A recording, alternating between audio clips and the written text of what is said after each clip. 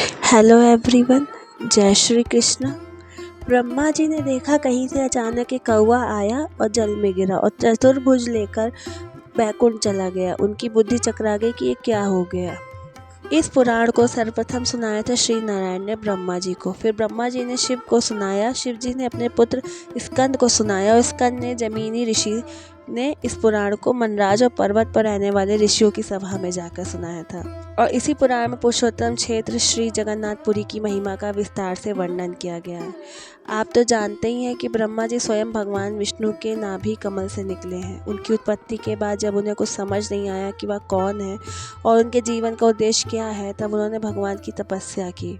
दिव्य ज्ञान हृदय प्रकट सीता, परम भगवान ने उनके हृदय में यह ज्ञान दिया जिससे कि वह एक भौतिक सृष्टि की रचना कर सके। अंत में जब ब्रह्मा जी ने भगवान की आज्ञा से सृष्टि की रचना कर ली तो उन्हें समझ आया कि यह भौतिक संसार दुखों का सागर होगा।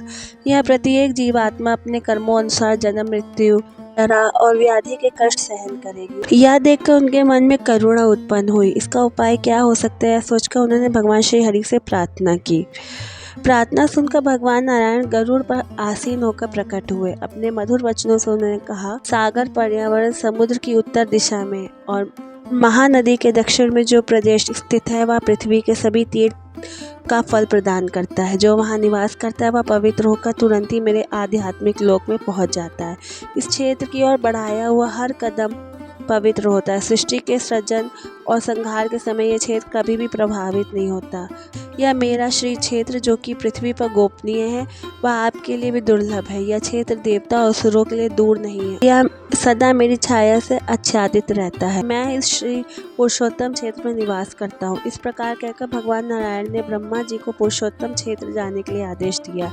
जब ब्रह्मा जी वहाँ पहुँचे तो उन्होंने वहाँ श्री भगवान के नील माधव नाम के अत्यंत सुंदर स्वरूप के दर्शन किए, जो कि लक्ष्मी जी के साथ शोभायमान हो रहे थे। अभी तो वो उनके दिव्य मान स्वरूप के दर्शन कर ही रहे थे कि अचानक उन्होंने एक अद्भुत घटना देखी। एक कौवा कहीं से उड़ता हुआ उस स्थान पर आया। वह पास में ही रोहिणी कुंड था। आकाश में उड़ते उड़ते वह कौवा अचानक से उस रोहिणी कुंड के जल में गिर गया। जैसे उसने उस कुंड के जल का स्पर्श किया, उसी क्षण वह कौवा चतुर्भुज रूप में परिवर्तित हो गया और आध्यात्मिक लोक में चला गया। यह देखकर ब्रह्मा जी को इस स्थान की दिव्य महिमा का अनुभव हुआ और उन्होंने भगवान श्री विष्णु को प्रणाम किया।